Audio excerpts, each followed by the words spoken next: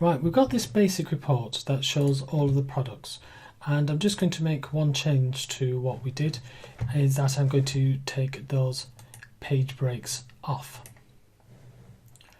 Now what I'm going to do is create a second report that shows all of the categories and subcategories of products that we have. And then I'm going to get it so that you can click on one of those subcategories and it takes you to this report, but only for those items in that subcategory. So we'll have a report showing category, subcategory, and the subcategory will be clickable and it will launch this report.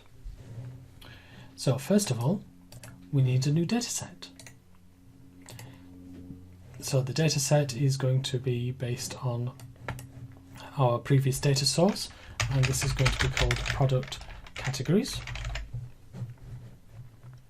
Go into Query Designer, we get the category and the subcategory tables.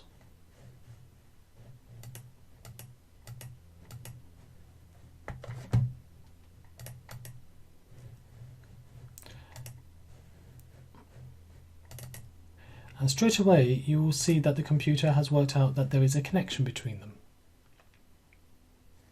So what I want is the product category ID, the product subcategory ID, the category name, and the subcategory name. Now you'll see that there are two columns called name, and that can't happen, so it's already aliased one of them to be called expression 1, which isn't very helpful. So I'm going to change that, so we've got this one called category name and this one called subcategory name. So if we just have a look at the results,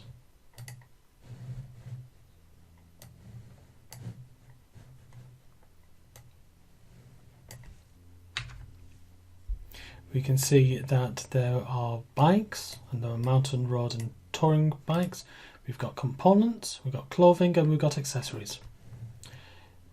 So that's perfectly reasonable. And we click OK, and that creates our product categories dataset.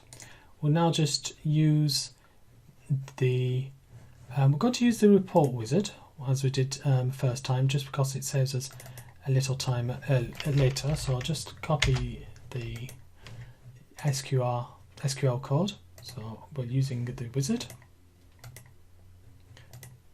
So I'll quickly go through this. You've seen all of this before.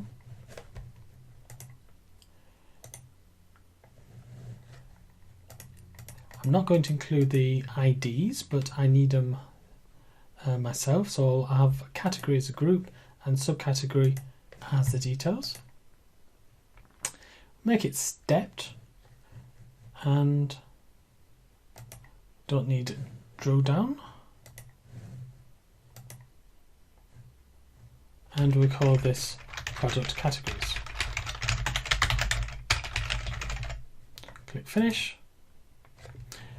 Change the data source, so the data set, to be the joint one, the shared one.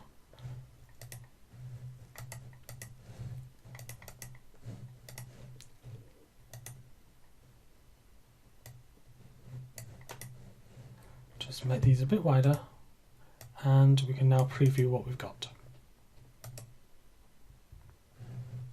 So we have the category names and the subcategory names. So that is the basis of our report. So now all we have to do is make this clickable. And when we click on it, we can open up our product report.